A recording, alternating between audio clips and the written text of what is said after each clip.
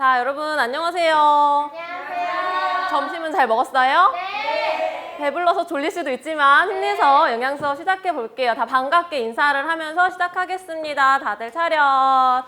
선생님과 눈을 마주쳐 주고요. 차렷 인사. 안녕하세요. 자, 오늘 우리 6학년 친구들과 함께 이런 주제로 공부를 해볼 건데요. 다 같이 크게 한번 읽어보겠습니다. 시작! 동물과 인간이 평화롭게 공존할 수 있는 식생활 실천하기. 네, 오늘은 동물과 인간이 평화롭게 공존할 수 있는 식생활에 대해서 함께 고민해보는 시간을 가지려고 합니다. 자, 우리가 수업에 들어가기 전에 선생님이 재밌는 게임 하나를 해보려고 해요. 게임을 할 건데 선생님을 도와줄 친구 혹시 있나요? 자, 혜혁이가 제일 먼저 손을 들어줬어요. 앞으로 나와주세요. 자, 혜혁이가 선생님을 돕기 위해 앞으로 나와줬는데요. 어떤 게임을 할 거냐면 한번 볼게요. 자, 선생님 손에는 이게 뭔가요? A4 용지요. 맞아요. A4 용지예요. 이 A4 용지를 가지고 게임을 해볼 거예요. 자, 첫 번째로 어떤 걸 해볼 거냐면 이 A4 용지 위에 혜혁이가 지금부터 두 발로 올라설 겁니다. 자, 혜혁이 두 발로 A4 용지 위에 올라서세요. 어때요? 너무 쉬워요? 오, 좋아요. 다시 내려옵니다. 자, 다음 단계예요. 이번에는 선생님이 이 A4 용지를 절반으로 이렇게 접었습니다. 이번에도 혜혁이는 이 위에 발이 벗어나지 않게 올라서 보세요. 벗어나지 않게 두 발로 올라서세요. 자, 혜혁이 어때요? 좋기는 하지만 아직 버틸 수 있어. 오, 할 수 있을 것 같아요. 자, 그럼 지금부터 미션 들어갑니다. 자, 혜혁이는 첫 번째 미션. 두 팔을 활짝 펼쳐보세요. 어때요? 아직 괜찮아. 오, 괜찮대요. 잘해요. 자, 두 번째 미션은 그 상태로 제자리 걸음을 걸어보세요. 좋아요. 성공했어요. 자, 어때요, 혜혁이? 힘들어요. 힘들어요? 그래도 마지막 미션까지 가볼게요. 자, 이번 미션 3. 앉았다 일어나 보세요. 조심해서. 조심해서. 일어서. 괜찮아요? 자, 일어나고. 자, 혜혁이. 자, 선생님이랑 이렇게 A4 용지 게임을 해봤는데요. 처음엔 괜찮다고 했는데 이 좁은 종이 위에 올라서서 동작을 취할 때마다 점점 어떻게 느껴졌어요? 다리가 너무 좁아서 움직이기가 너무 힘들었어요. 아, 자리가 좁아서 움직이기가 힘들었대요. 자, 혜혁이 선생님 도와준 혜혁이를 위해서 박수 쳐주고 자리로 돌아가세요. 고마워요. 네, 혜혁이랑 지금 선생님이 A4 용지 게임을 했어요. 자, 이 A4 용지 게임이 오늘 공부할 내용이랑 관련이 있어서 한 게임인데 혹시 어떤 관련성이 있는지 알 것 같은 친구 있나요? 잘 모르겠어요. 아직 모르겠어요. 자, 그럼 선생님이 힌트 사진을 하나 더 줄게요. 이 게임과 오늘 공부할 내용과 이 사진이 관련이 있습니다. 자, 이 사진 뭐죠? 치킨이요. 치킨이에요. 자, 치킨은 뭘로 만드나요? 네, 맞아요. 치킨은 닭을 이용해서 만드는 음식이에요. 자, 오늘 공부할 내용과 방금 했던 A4 용지 게임 그리고 이 치킨과의 관련이 다 연결이 되어 있는데요.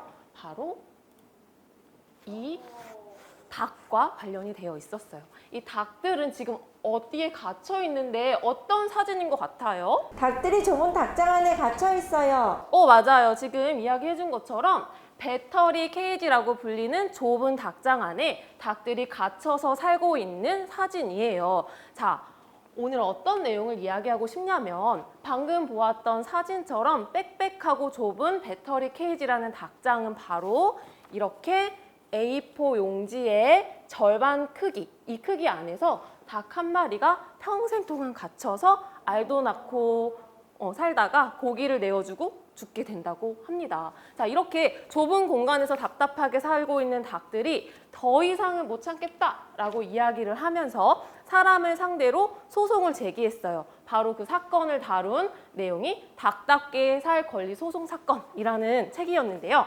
선생님이 수업에 들어가기 전에 여러분들에게 이 책의 내용 전체를 복사해서 이렇게 한 권씩 나누어 줬죠. 자, 내용 잘 읽고 왔나요? 네. 아, 네. 번이나 읽었어요. 소연이는 2번이나 읽었대요. 자, 오늘 내용 잘 기억하면서 우리 수업을 한번 들어가 보도록 하겠습니다. 자, 오늘 수업에서의 목표는 이 2가지예요. 공장식 축산업이라는 것의 문제점을 한번 알아보고 동물 복지 개념에 대해서 한번 공부해 볼 거예요. 그리고 더 나아가서 동물과 인간이 평화롭게 공존할 수 있는 식생활 방향에 대해서 함께 토론해보는 그런 시간을 갖도록 하겠습니다. 자, 이러한 목표를 이루기 위해서 우리는 3가지의 활동을 할 겁니다. 방금 이야기했던 닭답게 살 권리 소송 사건을 다시 한번 되짚어보고 그 내용에 나왔던 닭과 농장 주인의 변호인단이 직접 되어서 토론을 해볼 거예요. 그리고 마지막으로는 동물과 인간이 함께 공존할 수 있는 평화로운 공존 방향에 대해서 논의를 해보려고 합니다. 자, 그럼 첫 번째 활동은 닭답게 살 권리 소송 사건을 한번 다시 되짚어 볼 건데요. 자, 수업 시간 안에 이 많은 내용을 다시 읽어보긴 어려울 것 같아서 선생님이 이 책의 내용을 이렇게 한 장으로 요약을 해왔어요. 여러분도 집에서 읽어보고 왔겠지만 잘 기억이 안 나면 이 내용을 따라 읽고 메모를 해가면서 다시 한번 읽어보는 시간을 가질게요. 자, 한 장씩 나누어 가집니다.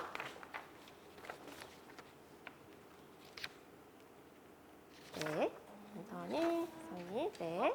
자, 방금 선생님이 나누어준 읽기 자료를 함께 보면서 다시 내용을 정리해 볼게요. 자, 먼저 이 사건의 개요를 한번 짚어볼게요.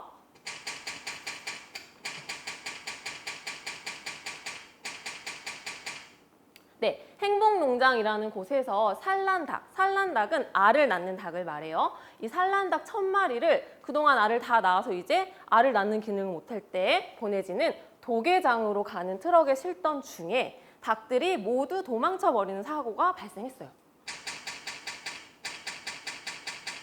그런데 사건 발생 한 달 뒤에 이렇게 도망쳤던 산란닭들이 농장 주인을 상대로 고소장을 제출을 하게 되죠.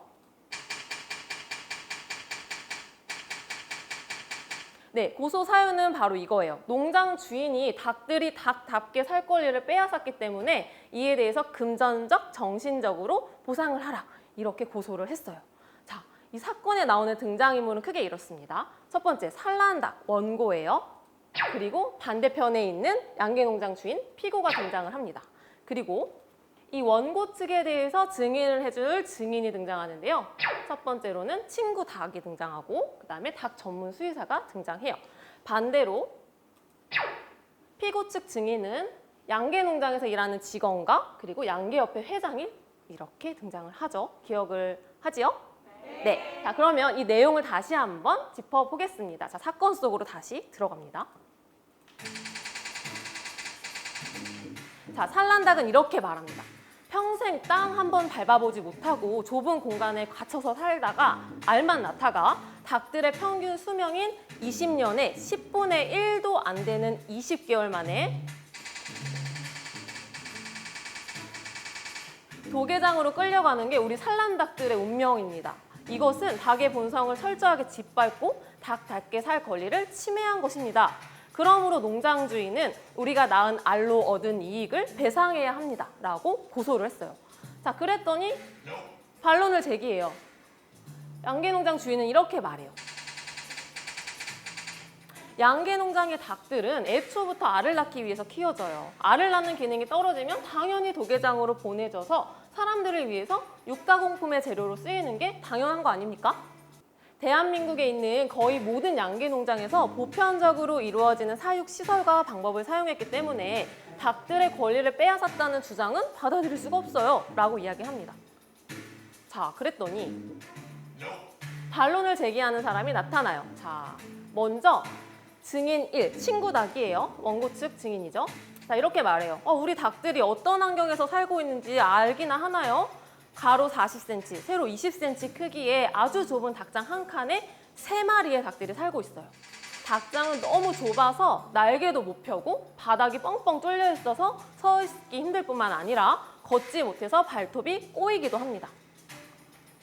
게다가 위층 닭장에서 이렇게 계속 떨어져 내리는 더럽고 냄새나는 배설물 때문에 숨도 못 쉬어요.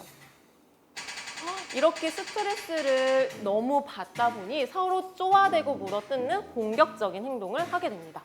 그래서 약한 녀석들은 싸움에서 밀려서 사료도 못 먹고 심지어 죽기까지 해요. 자, 그랬더니 또 반론을 제기하는 사람이 나타납니다. 바로 양계 농장에서 일하는 직원이에요. 자, 직원은 이렇게 말해요. 닭이 부화한 지 5일쯤 되면 아직 신경이 살아있지가 않아서 고통이 적어요. 그래서 우리는 그때 레이저로 부리의 3분의 1을 잘라줘요. 그대로 놔두면 서로 뾰족한 부리로 쪼아대서 상처를 입히기 때문이죠. 그리고 부리가 뾰족하면 모이 먹기도 힘드니까 우리가 도와주는 거예요. 부리를 잘라서 많이 먹게 하고 알을 많이 낳게 하려고 하는 거죠. 라고 말합니다. 또 농장에서는 닭들에게 하루에 5번이나 사료를 주고 질병을 예방해 주려고 허벅지에 백신도 맞춰주고 항생제를 탄 물을 마실 수 있도록 제공까지 하고 있어요.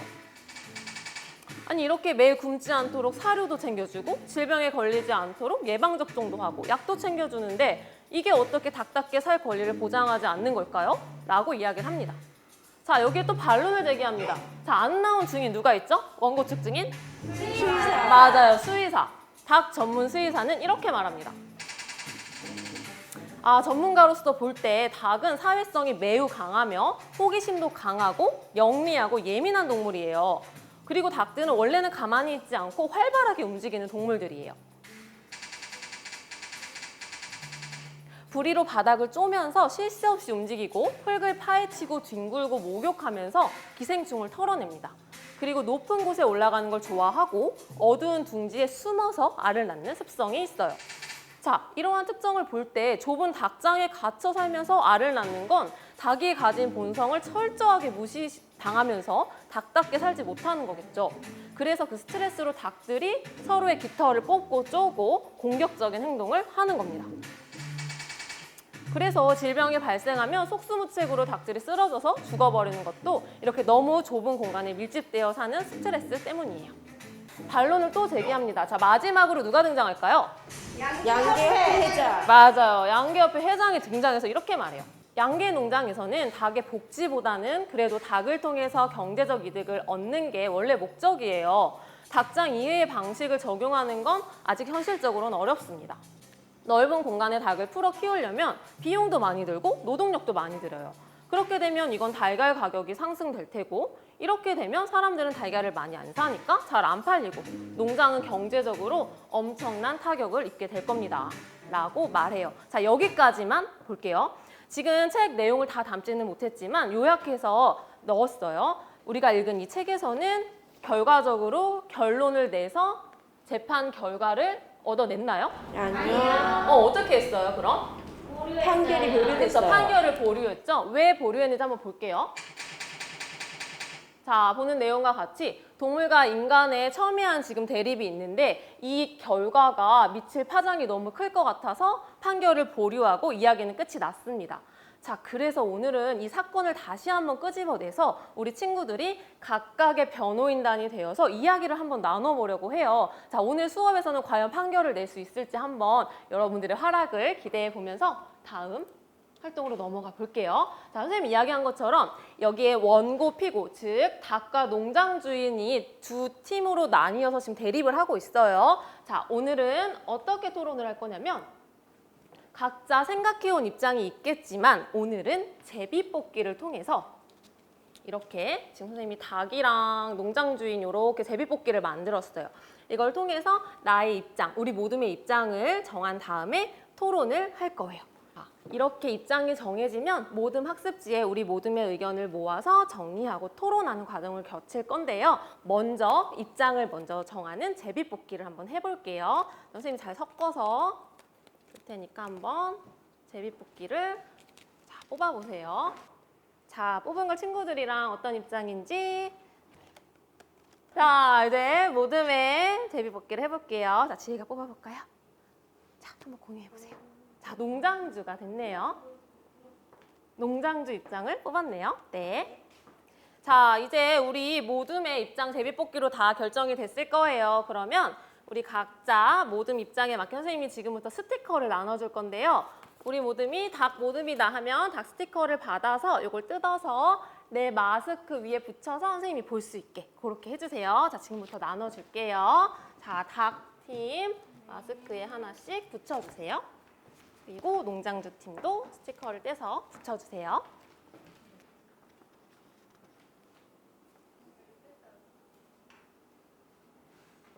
자, 우리 모든 입장에 맞는 스티커 잘 붙였나요? 네. 선생님 눈에 잘 보여요. 자, 그러면 지금부터 선생님이 이렇게 모듬 학습지를 나누어 줄 건데 먼저 나누어 주고 설명을 할게요. 모듬 친구들이랑 같이 한번 보겠습니다. 자, 지금 나누어 준 모듬 학습지를 보면 맨 위에 우리 변호인단은 이번 소송 사건이 누구, 원고 또는 피고의 승리로 판결되어야 한다라고 써있죠. 우리 모듬 입장에 동그라미를 치세요. 자, 그럼 지금부터 우리 모듬이 변호하는 입장의 변호인단이 되어서 우리 팀을 변호하는 주장과 그 근거, 그리고 예상되는 상대팀의 반론, 그 반론에 대한 반박 근거를 친구들과 상의를 해서 적어 볼 거예요. 자, 모듬원 중에 한 친구가 서기가 되어서 대표로 적어주고요. 의견은 다 같이 함께 나누면 됩니다. 자, 지금부터 모듬 토의를 시작해 보세요.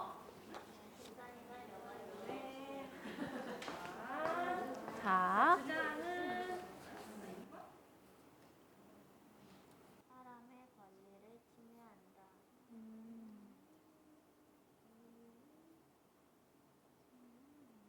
반박 근거는 뭐예요?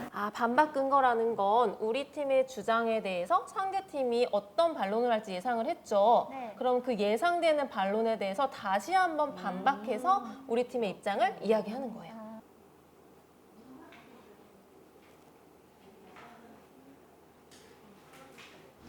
선생님 다 했어요. 네, 다 팀 다 했고요. 저희도 다 했어요. 네, 농장주 모듬도 다 했다고 하네요. 자, 그러면 지금 우리 모듬 친구들이랑 토의를 해서 정리한 이 모듬 학습지를 가지고 모듬별로 대표 변호인을 정할 거예요. 그 대표 변호인은 자리에서 일어나서 다음에 정해진 규칙을 따라 토론을 시작할 건데요. 자, 모듬의 대표 변호인을 정해주세요. 자, 이제 모듬 학습지 다 정리했죠? 자, 그러면 대표 변호인 한번 확인해 볼게요. 자, 1모듬 대표 소연이, 2모듬 대표 혜옥이, 3모듬 혜성이, 그리고 4모듬 민선이, 5모듬 지혜, 마지막 6모듬 현진이가 모듬 대표 변호인이 될 거예요. 자, 그럼 지금부터 모듬 대표 변호인들은 토론의 규칙을 지켜서 토론을 시작해 볼게요. 먼저 토론 규칙을 확인하겠습니다. 자, 첫 번째 토론 규칙입니다. 토론을 할 때는 손을 들고 발언권을 얻은 후에 발표를 하게 되고요.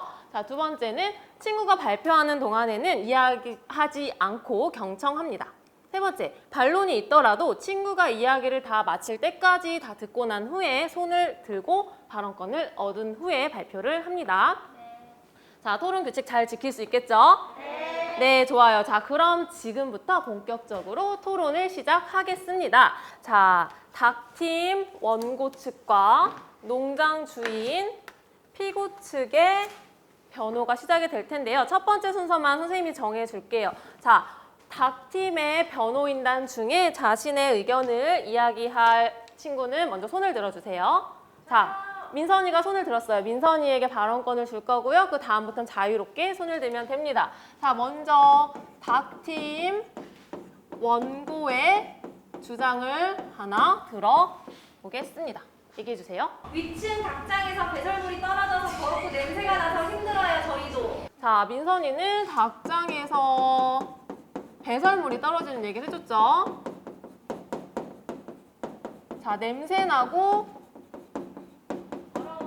더럽다라고 이야기를 해줬어요. 살기 힘든 환경이다라는 얘기를 해줬어요. 자, 반대로 이번에는 농장 주인의 의견을 한번 들어보겠습니다. 자, 농장 주인 피고 또 할 말이 있다. 자, 피고 측에서 이야기를 해볼까요? 누가 해볼까요? 자, 현진이. 닭들이 주장하는 환경을 만들어주기 위해서는 돈도 많이 들고 인력도 많이 들 것 같아요. 그렇게 되면 달걀값도 많이 비싸지지 않을까요? 그렇게 되면 자연적으로 우리 사람에게 더 손해가 올 것 같습니다. 자, 네, 현진이는 그렇게 키우려면 돈, 인건비, 비용이 많이 든다. 자, 그렇게 되면 달걀값이 올라갈 것이고 그러면 사람들이 사지 않을 것이다. 그러면 농장에는 피해가 갈 수 있다라는 의견을 제시해 줬습니다. 자, 그럼 이번엔 다시 닭팀의 의견을 들어볼까요? 자, 혜성이. 그러면 닭을 먹지 않아야 될 것 같아요. 네, 그러면 닭을 먹지 않으면 된다. 닭을 먹지 않으면 될 일이다. 먹지 마라. 라고 이야기를 해줬어요. 자, 이번엔 다시 농장주에서 얘기해볼까요? 자, 지혜 얘기해볼까요? 여기 있는 원고에 대한 모든 변호인들도 인간들인 걸로 알고 있습니다. 인간들은 닭고기를 안 먹고 살 수는 없습니다. 여기 치킨 싫어하는 사람 있습니까? 자, 치킨. 네, 맞아요. 치킨 얘기를 했어요. 자, 여기 있는 사람들 다 인간이다. 치킨 안 먹을 수 없다. 치킨 포기 못한다. 그래서 닭은 먹어야 될 것 같다라고 이야기를 했어요. 자, 이번엔 다시 닭팀. 저요. 그래요, 소연이. 치킨을 그럼 먹어도 조금만 먹으면 되잖아요. 치킨을 많이 먹으니까 닭을 많이 키워야 돼서 저희가 이렇게 불편하게 사는 거니까요. 치킨을 먹는 횟수를 줄이면 됩니다. 자, 소연이는 이렇게 얘기해줬어요. 그래, 뭐 치킨 포기 못할 수 있어. 그래도 너네 너무 많이 먹는 거 아니야? 자, 치킨 먹는 횟수 줄여라. 그러면 닭을 조금 덜 키우게 될 테니까 이렇게 좁아터진 데 키우지 않을 거야 라고 얘기해줬어요. 그래서 닭을 넓게 키울 수 있지 않을까? 이렇게 키울 수 있다 라는 의견을 줬네요. 자, 이번엔 다시 농장 주인 얘기해볼까요? 혜옥이 얘기해보세요. 양계 농장의 목적 자체가 달걀과 닭고기를 먹기 위해서 전제를 하는 거기 때문에 농장이 유지가 되는 한 농장의 규칙을 따라야 된다고 생각합니다. 자, 네, 혜옥이는 이렇게 얘기해줬어요. 자, 양계 농장의 목적 자체, 양계 농장의 목적 자체가 애초에 닭을 키우고 그리고 거기서 나오는 달걀을 얻는 게 목적이다. 그러니까 여기 사는 닭들은 규칙을 따라서 살아야 한다. 살아라. 라고 이야기를 했습니다. 자, 이것에 반해서 다시 또 닭팀은 자, 민선이 얘기해볼까요? 그건 너무 이기적인 것 같아요. 닭은 원래 사회성도 높고 호기심도 뛰어난 동물인데 인간들 때문에 갇혀서 사는 거잖아요. 우리를 자연으로 보내달라! 보내달라! 안 된다. 자, 민선이 이걸 얘기해줬네요. 닭의 본성에 대해서 얘기를 한 것 같아요. 사회성도 높고 호기심도 많은 닭의 본성이다. 우리를 자연에 살게 해달라. 자연으로 보내달라. 라고 이야기를 했어요. 닭의 본성에 대해 이야기를 해줬네요. 자, 이번에는 농장주인, 손을 들었어요. 지혜. 공장에 있는 닭들이 지금 자연에 안 나가봐서 그런가 자연에는 얼마나 천적들이 많은데 우리 할수 있어. 반론 중입니다. 네, 자, 지금 이야기를 잘해줬어요. 혜성아, 아까 선생님이 얘기했듯이 이야기를 할 게 있더라도 친구의 이야기를 다 듣고서 손을 들어주세요. 자, 사과했어요. 괜찮아. 네. 자연에는 천적들이 정말 많습니다. 하지만 공장 안에서는 닭들에게 먹이도 주고 백신도 맞춰주고 항생제도 먹여주는데 얼마나 건강하게 살 수 있는가. 자연 속에서는 지금 사는 것보다 더 조금밖에 살 수 없을 것이라고 생각합니다. 자, 지혜가 또 의견을 아주 일목요연하게 이야기를 했네요. 자, 지금 이렇게 농장에 갇혀 사는 게 오히려 더 건강할 것 같아요. 왜냐하면 자연 속에는 천적도 있을 수 있고요. 그리고 이 농장에서는 백신도 맞춰주고 사료도 주고 그리고 또 항생제도 주고 이렇게 잘 관리를 해주니까 오히려 자연에서보다 이 농장 안에서 더 건강한 닭으로 살 수 있다라는 주장을 해줬어요. 자, 여기에 대한 반론 혹시 있나요? 자, 소연이. 지금 저희는 닭장 안에서 사는 동안 평균 수명의 10분의 1도 안 되는 20개월 만에 다 죽고 있습니다. 이러한 시점에서 봤을 때 저희들의 천적은 자연에 있는 동물이 아니라 인간이 아닐까요? 맞아요. 자, 방금 지혜 의견에 대해서 소연이가 반론을 제기했어요. 자, 천적이라는 얘기를 했는데 지금 농장 안에서 살다 보니 스트레스 때문에 평균 수명이 얼만큼이라고요? 10분의 1이요. 저 평균 수명이 10분의 1밖에 살 수 없다. 평균 수명이 매우 짧아지는 정도로 스트레스를 받고 있다. 방금 이야기한 천적이 자연에도 있을 수 있지만 알고 보면 바로 인간이 천적이 아니겠느냐. 이렇게 반론을 제기를 해줬어요. 자, 이 반론에 대해서 또 다시 농장주인 할 이야기 있나요? 해옥이요.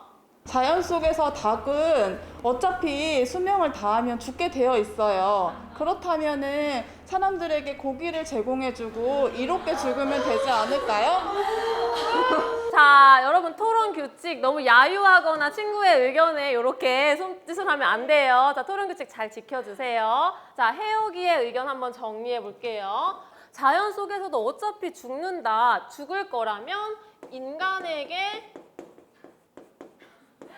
유익한 죽음이 더 낫지 않겠느냐, 이런 의견을 줬습니다. 자, 이것에 대해서 또 닭팀 반론 있나요? 아이고, 혜성이 손 들었어요. 닭들은 부리로 바닥을 쪼면서 쉴 새 없이 움직이고 흙을 파헤치면서 뒹굴면서 기생충도 털어냅니다.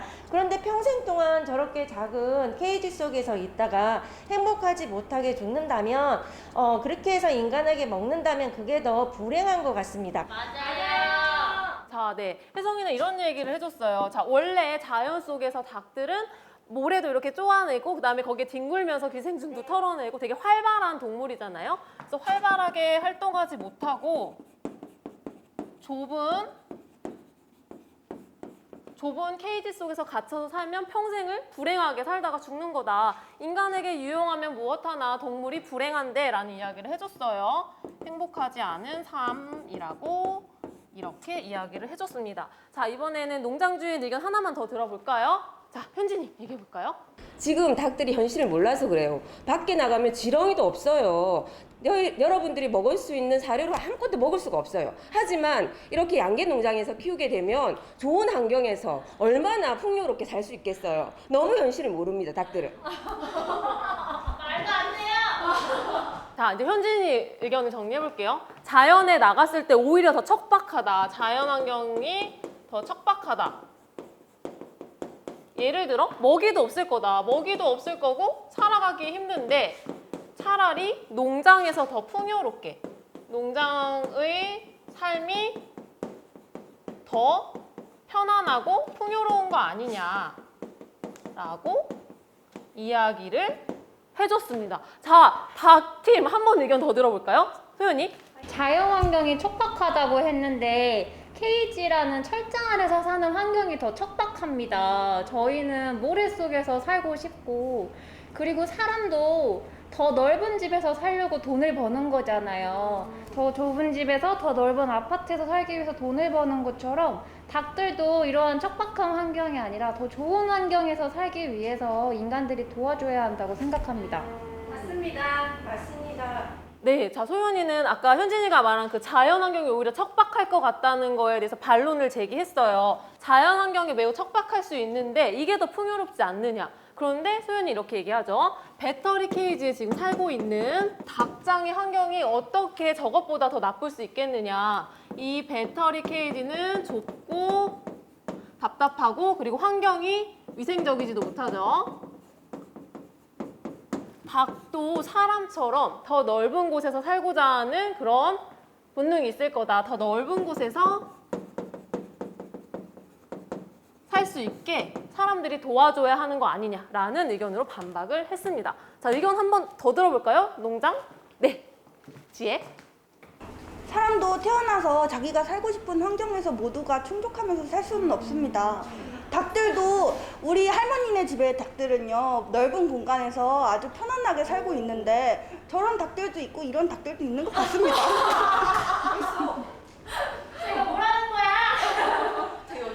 게다가 할머니 집 닭들은 아침마다 울어대서 제 잠을 방해합니다. 네, 지혜의 의견 한번 정리해 봅시다. 자, 지혜의 의견 이거였어요.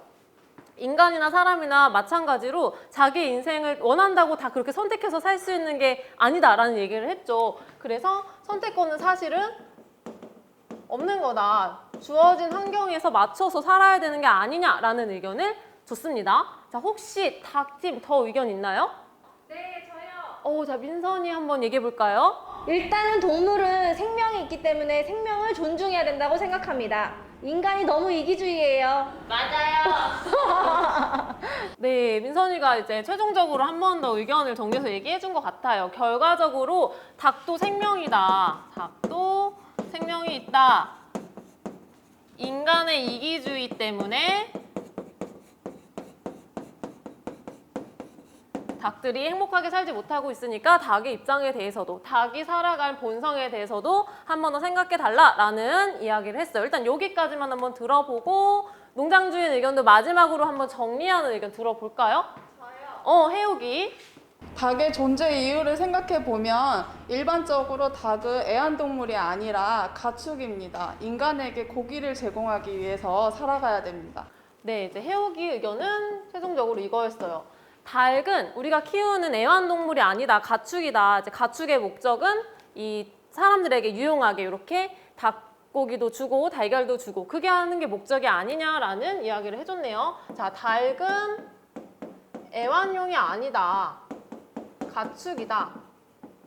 이 가축이라는 건 사람들에게 유용하게 닭고기와 달걀을 제공하는 게 목적이니까 이것에 따라야 된다라는 얘기를 해줬어요. 자, 우리 친구들의 열띤 토론 끝에 이런 다양한 내용들이 나왔어요. 우선 토론은 여기서 마치도록 하고 어떤 내용이 나왔는지 한번 정리를 해볼게요. 먼저 원고 닭팀에선 이런 의견들이 나왔어요. 닭장은 배설물 등등으로 너무 냄새가 나고 더럽고 살기 힘든 환경에 우리는 살고 있다. 그래서 조금 더 쾌적한 환경에서 살고 싶다. 이것에 대한 반론으로 농장주인은 그렇게 살게 하려면 돈이나 인건비가 너무 많이 든다. 그렇게 되면 달걀값도 오를 텐데 그럼 사람들이 안 살 거야. 그러면 농장의 피해가 이만저만 아니다 라고 얘기를 했어요. 그거에 대해서 또 닭팀은 이렇게 얘기를 합니다. 닭을 안 먹으면 될 거 아니냐. 닭을 먹지 않으면 우리가 이렇게 좋게 살 필요도 없다라고 얘기를 했더니 농장주인 팀에서는 이렇게 얘기했죠. 여기 치킨 안 먹는 사람 있느냐? 치킨은 절대 포기 못한다 라고 했어요. 그랬더니 다시 닭팀이 이렇게 얘기를 하죠. 치킨 먹는 횟수를 좀 줄이면 될 거 아니냐. 너무너무 닭을 많이 키우기 때문에 우리가 너무 좁게 살고 있다. 넓게 살게 해달라. 그랬더니 이번엔 또 농장주인이 이렇게 얘기합니다. 양계농장의 목적 자체가 닭고기 그리고 달걀을 키워서 먹는 거다. 이 규칙을 좀 따라서 살아갈 수 없겠느냐라고 했어요. 자, 그랬더니 또 뭐라 그랬냐면 닭은 원래 사회성과 호기심이 많은 그런 동물인데 이렇게 그 본성을 감추고 살게 이 좁은 곳에 살게 하는 건 너무나도 인간의 이기주의다. 우리 자연으로 좀 보내달라라고 얘기를 했죠. 그랬더니 농장주인도 이렇게 얘기해요. 자연에 나가면 얼마나 무서운지 아느냐. 천적에 잡아먹힐 생각은 왜 안 하느냐. 그리고 농장에서는 백신도 맞춰주고 사료도 주고 항생제도 주는데 이게 더 건강하게 살 수 있는 거 아니냐. 그랬더니 또 닭에선 이렇게 얘기를 했죠. 아니 사실 배터리 케이지 안에서는 평균 수명의 10분의 1도 채 못 되는 기간 동안만 산다. 알고 보면 자연 속의 천적보다 인간이 더 무서운 천적이 아니겠느냐라고 얘기를 했어요. 자, 그랬더니 다시 농장주인 피고 측에선 이렇게 얘기합니다. 어차피 자연에서도 죽을 거 인간들에게 좀 유용한 죽음이 더 의미 있는 게 아닐까라고 이야기를 했어요. 그랬더니 다시 닭팀에서는 이렇게 얘기를 했어요. 닭이 아무리 인간에게 유용한 죽음을 당한다 한들 이렇게 활발하게 활동하지 못하고 힘들게 사는 게 과연 행복한 삶일까요? 라고 이야기를 했어요. 자, 한 번 더 넘어가 보면 그런데 너무 모르고 하는 얘기다. 자연환경이 아주 척박하다. 나가봤자 지렁이 같은 먹이도 없다. 농장의 삶이 더 평화롭고 풍요롭다라고 했어요. 자, 여기 또 7번. 여기는 이런 얘기를 했죠. 그렇더라도 배터리 케이지는 이미 너무 좁고 위생적이지 못해서 더 넓은 곳으로 사는 걸 원한다. 그랬더니 다시 또 7번. 지혜가 얘기해줬죠. 사람도 마찬가지고 닭도 마찬가지다. 내가 살고 싶은 환경만 선택해서 살 수는 없는 거 아니냐. 주어진 운명에 받아들여라. 그랬더니 또 마지막으로 그렇더라도 닭도 생명이 있는 거다. 결국 인간의 이기주의 때문에 닭들이 불행하기 때문에 닭의 본성을 존중해 달라라고 마무리를 했고 반대로 농장 주인은 닭은 애완동물이 아니다. 애완동물처럼 키우는 게 아니라 사람에게 유용하게 하는 가축이다라고 해서 내용이 정리가 됐어요. 이 밖에도 더 많은 의견들이 있었겠지만 여기까지 일단 정리를 해보고 넘어가려고 해요. 자, 우리가 닭답게 살 권리 소송사건 책 내용에서 판결을 보류했었는데 오늘은 한번 판결을 내보려고 했지만 너무 의견이 첨예하게 대립을 하고 각각의 의견이 다 타당하기 때문에 오늘도 판결을 내기는 조금 어려울 것 같아요. 그래서 다음 활동으로 넘어가 볼게요. 자, 마지막으로 그럼 과연 인간과 동물이 평화롭게 공존할 수 있는 방법은 결국엔 없는 걸까? 한번 고민을 좀 더 해보겠습니다. 자, 이야기 속에 나왔던 농장 주인이 지금 하고 있는 그 농장의 축산업 형태를 이것이라고 부르는데 혹시 소연이? 공장식 축산업입니다. 맞아요. 공장식 축산업이라고 해요. 이런 배터리 케이지처럼 좁은 곳에 대량의 동물을 가두어서 공장에서 물건을 찍어내듯이 축산업을 한다라고 해서 공장식 축산업이라고 불립니다. 네, 그래서 바로 이 이야기 속에 농장 주인이 지금 하고 있는 축산업이 바로 이 공장식 축산업의 특징이 여기 다 적혀 있는 거예요. 한번 정리해 볼게요. 자, 공장식 축산업의 장점을 먼저 선생님이 얘기해 볼게요. 공장식 축산업 같은 경우에는 작은 비용으로 아주 많은 생산성을 만들어내는 장점이 있어요. 그리고 모든 과정이 기계화되고 자동화되어 있어서 비용이 감축된다는 장점이 있습니다. 그에 반해서 단점은 뭘까요? 혹시? 네, 오늘 토론 내용에도 나왔죠? 혜성이? 동물들의 권리를 침해해요. 네, 맞아요. 자, 혜성이가 얘기해 준 것처럼 동물을 기계 또는 상품 취급한다는 비난을 받는 게 바로 이 공장식 축산업입니다. 자, 이것에 반해서 동물들이 본인의 본성에 따라서 넓고 쾌적한 곳에서 자랄 수 있게 하는 축산업을 이것이라고 하는데 혜성이, 뭘까요? 동물복지 축산업입니다. 네, 맞아요. 바로 동물복지축산업이라고 하는데요. 오늘 이야기 나눈 토론 내용 중에 다엘기 주장하고 있는 그 축산업의 방법이 바로 이 동물복지축산업입니다. 동물복지축산업의 특징도 한번 짚어볼게요. 자, 동물복지축산업은 이야기한 것처럼 동물도 생명이라는 윤리적 인식에서 시작을 합니다. 이 동물복지축산업의 장점을 생각해보자면 어떤 게 있을까요? 민선이? 동물의 권리를 지켜줘요. 그쵸, 동물의 권리를 지켜주죠. 맞아요. 그리고 소연이? 동물이 고통스럽지 않고 쾌적하게 살 수 있도록 도와줘요. 네, 맞아요. 그런 목적을 가지는 게 동물복지축산업이에요. 이 동물복지축산업은 동물이 가진 본래의 습성대로 살 수 있게 해주고요. 불필요한 고통을 주지 않으려는 축산업을 말합니다. 그리고 쾌적하게 살 수 있게 해주고 친환경적이고 지속 가능한 축산업이다라는 특징을 가져요. 자, 그런데 이 동물복지 축산업이 가지는 단점이 있죠. 이게 뭘까요? 현진이? 돈이 많이 들고요. 맞아요. 자, 돈이 많이 들어요. 자, 사육시설을 마련을 하려면 비용이 필요해요. 그리고 인건비도 많이 들죠. 그리고 당장의 생산성은 조금 떨어지기 때문에 이 경제적인 문제 때문에 아직 활성화되지 않은 게 사실이에요. 자, 여러분 이 마크 본 적 있나요? 네. 어디서 봤어요? 네, 마트에서 본 적 있어요. 마트에서 봤어요. 마트에서 뭐 어디 붙어 있었어요? 달걀 포장지에서 봤어요. 달걀에 붙어 있는 이 동물복지 마크를 현진이가 봤대요. 자, 이 동물복지 인증 마크라는 건 해옥이. 치킨 먹을 때 치킨 상자에서 본 적 있어요. 맞아요. 자, 그 치킨에 들어간 닭이 동물복지로 키워진 닭이기 때문에 아마 붙어 있었을 거예요. 이 동물복지 인증 마크라는 거는 동물복지 농장에서 사육되어서 만들어진 축산물에 인증을 해주는 마크인데요. 아까 이야기한 것처럼 달걀에 붙어 있는 거 봤을 거예요. 그리고 여기 하나 선생님이 정보를 하나 줄게요. 여러분, 앞으로 마트에 갔을 때 동물복지 달걀을 어떻게 찾을 수 있을지 정보를 하나 주겠습니다. 자, 모든 달걀 껍질에는 이렇게 난각 표시라고 해서 다양한 숫자와 영어가 막 적혀 있어요. 그 중에서도 맨 끝에 있는 숫자를 보면 동물복지 달걀인지 아닌지 알 수 있는데요. 지금 몇이 적혀 있나요? 1번이 적혀 있어요. 자, 이 숫자는 뭘 의미하냐면 1에서 4까지의 숫자가 적혀 있을 수 있는데 4에서 1로 갈수록 좁은 케이지에서 점점점 넓고 쾌적한 환경으로 키워진다는 의미를 가집니다. 자, 그러면 이 1번이 붙어 있는 달걀은 동물복지 달걀이라고 할 수가 있어요. 있어요. 동물복지 환경에서 키워진 닭이 낳은 달걀이에요. 앞으로 마트에 가면 이것도 한번 확인해 보면 좋을 것 같아요. 네, 그리고 닭고기에도 이렇게 동물복지 인증마크 찾을 수 있고요. 그리고 아까 혜옥이가 말한 것처럼 조정석 아저씨가 광고하는 그 치킨도 동물복지 인증 닭을 사용한 치킨으로 유명합니다.